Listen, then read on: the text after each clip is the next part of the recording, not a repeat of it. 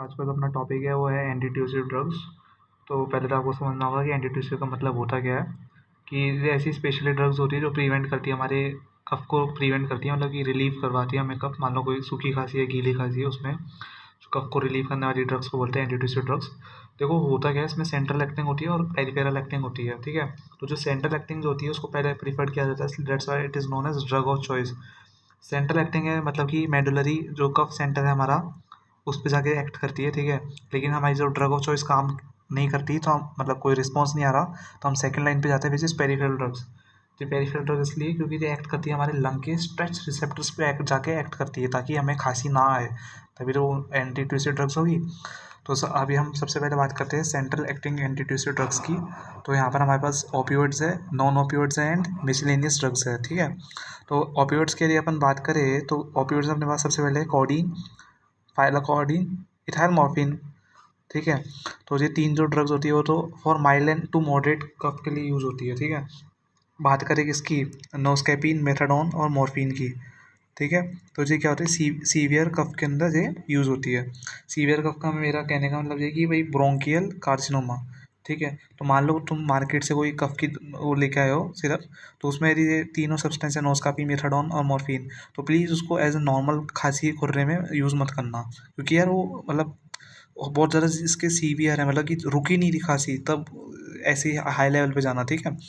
और इसमें एक चीज़ ध्यान रखना, जो हमारे पास जो नोस्कैपिन है वो एक नॉन ओपियोइड ड्रग है। नॉन ओपियोइड्स है, अभी हम ओपियोइड की लिस्ट की बात करें, लेकिन इसमें ये नॉन ओपियोइड है, ठीक है। बात करें किसकी, नॉन ओपियोइड्स की। तो और हाँ, एक चीज़ मैं बताना भूल गया, ओपियोइड्स जो होती है उसमें जो साइड इफेक्ट्स हैं इन ड्रग्स के, वो है हमारे पास कॉन्स्टिपेशन, ठीक है। कॉन्स्टिपेशन एक साइड इफेक्ट है, दूसरा है मैक्सिमम अब्यूज पोटेंशियल। साथ ही बात है, ओपियोइड खा रहे हैं, नशेड़ी वाली ड्रग्स खा रहे हैं, बोलते हैं ना ओपियोइड्स ले ली, ओपियोइड ले ली, तो कहीं ना कहीं अब्यूज़ करते लोगों को, नशे चढ़ने लगते, तो उनका मन करता है वापस एक बार लेने का। कॉन्स्टिपेशन में यही है, सारी ड्रगों से कॉन्स्टिपेशन होता है, लेकिन सबसे कम होता है इथाइल मॉर्फिन लेने से, ठीक है। बात करें अपने नॉन ओपियोइड्स की, तो इसमें हमारे पास सबसे पहले है डेक्स्ट्रोमॉर्फिन, ठीक है, मिथॉर्फिन, ठीक है। डेक्स्ट्रोमिथॉर्फिन में क्या होगा, मैकेनिज्म एक्शन है कि भाई ब्लॉक करता है एनएमडीए रिसेप्टर्स। एनएमडीए रिसेप्टर किसके लिए होता है, पॉजिटिव न्यूरोट्रांसमीटर ग्लूटामेट के लिए होता है ना। तो ये क्या होता है, यूज़ करा जाता है इसको माइल्ड कफ के अंदर, and it is over the counter drug है, मतलब कि ये बिना प्रिस्क्रिप्शन के भी आपको मिल जाएगी। लेकिन हमारी जो ओपियोइड ड्रग्स होती है वो प्रिस्क्रिप्शन उसके लिए चाहिए होती है। बात करें साइड इफेक्ट्स की, क्या है, ऑफ कोर्स ये नॉन ओपियोइड है, तो हेलुसिनेशंस एंड डिपेंडेंसी होती है, होने को ये नॉन ओपियोइड लेकिन फिर भी होती है hallucinations, agitations and abuse potential इसमें भी कहीं ना कहीं देखा जाता है। अब बात करती है लीवो प्रो पॉक्सीफिन, इसको नाम टुकड़ों में याद करना, लीवो प्रो पॉक्सीफिन की बात करें, use in mild cough and जित हमारी दूसरी ड्रग थी।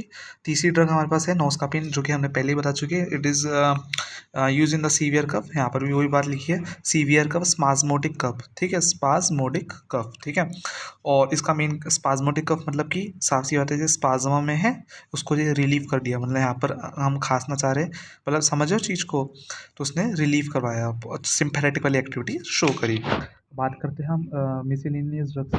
तो मिसलेनियस ड्रग्स के बात करने से हाँ, तो सबसे पहले है डाइफिनाइल हाइड्रामीन, ठीक है, which is mechanism of action, जिसका क्या होता है, एंटी मस्करेनिक होता है, H1 पे एक्ट करती है, एंड कहते हैं कि मस्करेनिक ब्लॉक, मस्करेनिक मतलब एंटी कोलिनर्जिक इफेक्ट, मतलब सिम्पैथेटिक वाली एक्टिविटी शो करना। तो ये कहीं ना कहीं किस में यूज़ होती है, माइल्ड कफ के अंदर यूज़ होती है। साइड इफेक्ट्स इसके क्या है, sedations and anticholinergic side effects. Anticholinergic side effect मतलब कि सिंपैथेटिक वाले, जैसे कि ड्राई, क्या बोलते, ड्राई माउथ हो गया, है ना, ड्राई माउथ हो गया, जैसे कि ड्राई माउथ हो गया, स्वेटिंग हो गई, हमारी जीआई उस टाइम एब्सेंट होती है, ठीक है। तो बात करें ये माइल्ड का बता ही दिया, सेडेटिक है ना, बात आती है कैरामिफिन, ठीक है। तो मैकेनिज्म ऑफ एक्शन क्या हो जाएगा इसका, एंटी कोलिनर्जिक होती है, और यूज़ क्या है इसका, माइल्ड कफ के अंदर यूज़ होता है। एप्रीपिटेंट बात करें, एप्रीपिटेंट का मैकेनिज्म एक्शन होता है, न्यूरोकाइनिन 1 इनहिबिटर होती है, and it is use for the severe cough के अंदर ये यूज़ की जाती है। और गाबापेंटीन एंड प्री गाबालीन की यदि बात करें तो फॉर क्रॉनिक इडियोपैथिक कफ के अंदर यूज़ करी जाती है। ये तो हमारी हो गई सेंट्रल एक्टिंग वाली। अब बात आती है पेरिफेरल एक्टिंग की बात करें, एंटीट्यूसिव्स, तो इसमें अपने पास आ जाएगी कौन सी ड्रग है, which is local anaesthesia, local anaesthetic, mechanism action है block the peripheral stretch receptor of the lung, जो स्ट्रेच रिसेप्टर्स होते हैं उसको ब्लॉक कर देती है, ठीक है। तो जो लोकल एनेस्थेटिक जो होती है जैसे कि लीडोकेन हो गया, बुपियोकेन हो गया, ठीक है, एंड यूडोकेन हो गया, जिसमें केन केन लगा होता है ना, वो होती है ना। मैक्सल्टाइन हो गया, मैक्सल्टाइन हो गया, ठीक है। फिर हमारे पास है मोग्यूस्टीन। मोग्यूस्टीन का मैकेनिज्म ऑफ एक्शन होता है जब हमने अभी बात करी कि जो ये सेंट्रल एक्टिंग वाली होती है, ये क्या करती है, पेरिफेरल जो स्ट्रेच रिसेप्टर्स होते हैं लंग के, उसको जाके ब्लॉक करती है, जिसके कारण क्या होता है, रिफ्लेक्स नहीं क्रिएट होता, मतलब कफ रिफ्लेक्स जो होता है उसको क्रिएट नहीं होने देता। तो जो मोग्यूस्टीन जो है हमारे पास, वो क्या करती है, ओपन पोटेशियम चैनल्स, मतलब कि ये डिपोलराइजेशन को रोक रही है, ओपन कर रही है पोटेशियम चैनल को, मतलब रिपोलराइजेशन की तरफ जा रही है, ठीक है, in a peripheral nerves in the lungs, जिसके कारण क्या होता है, हाइपर पोलराइजेशन होता है पेरिफेरल सेंसरी नर्व्स का ऑफ द लंग्स का। फिर हमारे पास है क्रोमालाइन। क्रोमालाइन में क्या होता है, इंड्यूस करता है परसिस्टेंट, बार बार डिपोलराइज होने से जो भी न्यूरोट्रांसमीटर वो खत्म हो जाएगा। इसके टाइम में एक टाइम ऐसा आएगा कि कोई न्यूरोट्रांसमीटर रिलीज नहीं होगा, मतलब कि जो फायर हो रहे थे न्यूरॉन्स अब वो होना बंद हो जाएंगे, क्यों, due to the lack of neurotransmitter. तो वही बात इसमें लिखी है क्रोमालिन में। अब आती है, हमने अभी बात करी सेंट्रल और पेरिफेरल ड्रग्स की, अब हम बात करते हैं एक्सपेक्टोरेंट्स की बात करते हैं। The drugs which that produce the gastric irritation. एक आपको ईजी वे में समझाता हूँ। एक्सपेक्टोरेशन और एक वर्ड आता है म्यूकोलाइटिक्स, इन दोनों का काम एक ही होता है। कोई भी हमारी जो ब्रोंकाई होती है उसमें सीक्रिएशन है, तो नो डाउट हमें कफ आएगा। उस ये दोनों ड्रग्स क्या करती है, जो सीक्रीशन को बाहर फेंकती है, तो बोथ विल हेल्प टू क्या करने में, रिमूव करने ना सीक्रीशन को, ये रिमूव करती है सीक्रीशन को, ठीक है। मैकेनिज्म मतलब ये दोनों सीक्रीशन को बाहर फेंकती है, लेकिन इनका मैकेनिज्म ऑफ एक्शन अलग अलग है, किसका, एक्सपेक्टोरेंट्स का, म्यूकोलाइटिक्स का, ठीक है। तो इसमें इसलिए कहते हैं कि ये कफ जो होता है उसको एक तरीके से एक्सपेक्टोरेंट्स एंड म्यूकोलाइटिक्स क्या करती है, कफ को रिमूव करती है, मतलब कि जो आपका कफ होता है अंदर उसको रिमूव करती है, धीरे धीरे जैसे जैसे कफ निकलेगा तो आप धीरे धीरे ठीक हो जाओगे खांसी से, ठीक है। तो उसका मैकेनिज्म ऑफ एक्शन क्या रहता है हमारा, मैकेनिज्म ऑफ एक्शन यही है कि गैस सबसे पहले हुआ क्या, एक ऐसी ड्रग है, एक्सपेक्टेरेंस की एक बार डेफिनेशन बता रहा हूँ, drug that produces the gastric irritations. अब गैस्ट्रिक इरिटेशन से क्या होता है, कॉजेस करती है, रिफ्लेक्स कॉज करती है, इसके कारण leads to the irritation of the bronchi, मतलब गैस्ट्रिक इरिटेशन कॉज कर रही है जो ड्रग्स, जिससे कॉज होता है एक रिफ्लेक्स क्रिएट होता है, जिस रिफ्लेक्स क्या कर रहा है, इरिटेशन करेगा ब्रोंकाई को, जिसके कारण क्या होगा, बहुत सारा म्यूकस का आउटफ्लो होगा, ठीक है। जिसके कारण क्या होगा, धीरे इतना होगा आउटफ्लो मतलब इन द सेंस बाहर फेंकाएगी उसको, ठीक है। Lead to the gradual removal of the secretion from the respiratory tract. फिर हमारे पास एग्जाम्पल में क्या हो जाएगा, guaifenesin only FDA approved drug होती है। गुआनिफेंसिन एक मात्र एक ड्रग है जो एफडीए अप्रूव्ड है और सारी नहीं है।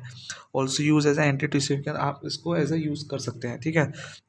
बात करें अदर में क्या क्या आ जाएगा, आयोडाइड आ जाएगा, हाइपरटोनिक सेलाइन आ जाएगा, लेकिन सारी नॉट एफडी अप्रूव्ड या एफडी अप्रूव नहीं है। बात आती है म्यूकोलाइटिक्स की। म्यूकोलाइटिक्स में हमारे पास क्लास 1 क्लास 2 क्लास 3 आ जाते हैं। मैकेनिज्म ऑफ एक्शन ये है कि डायरेक्टली ब्रेक डाउन करती है किसको, म्यूकस को, एंड लिक्विफाई करती है। क्या करती है ये, डायरेक्टली ब्रेक डाउन करती है म्यूकस को and liquefy it and facilitates the removal. Class 1 की यदि बात करें तो हमारे पास N acetyl cysteine, ethyl cysteine, methyl cysteine, सब में सिस्टीन सिस्टीन है। मैकेनिज्म ऑफ एक्शन इसमें क्या हो जाएगा, इसमें हैव सल्फ्यूराइल ग्रुप होता है which breaks the disulphide bond, जो कि कहाँ पर प्रेजेंट है, हमारे म्यूकस के अंदर, ठीक है। मतलब इनमें सल्फ्यूराइल ग्रुप है पहली चीज़, और ये डाइसल्फाइड बॉन्ड को ब्रेक करती है, मतलब म्यूकस एंड लिक्विफाइड, मतलब नोजी निकाल रही है मोटा मोटा। वही बात करते हैं क्लास 2 की, तो इसमें क्या क्या क्या आ जाएगा, सिस्टीन सिस्टीन इसमें लगता है, तो कार्बोसिस्टीन, एराडोसिस्टीन, लेटोसिस्टीन, या हो सके तो स्ट्रिप्रोनिन यदि एक्स्ट्रा याद करने के लिए, ठीक है। मैकेनिज्म ऑफ एक्शंस तो हमारे पास यही है कि वो डोंट हैव अ सल्फ्राइल ग्रुप, लेकिन ये क्या करते हैं, इंक्रीज कर रहा है प्रोडक्शन ऑफ द साइलोम्यूसिन का। साइलोम्यूसिन क्या होता है, साइलोम्यूसिन वो होते हैं एजेंट्स होते हैं विच लिक्विफाई करते हैं म्यूकस को, लिक्विफाई होने में म्यूकस को मदद करते हैं। क्लास 3 में क्या रहेगा, ब्रोमहेक्सिन एंड एम्ब्रोक्सोल, ठीक है।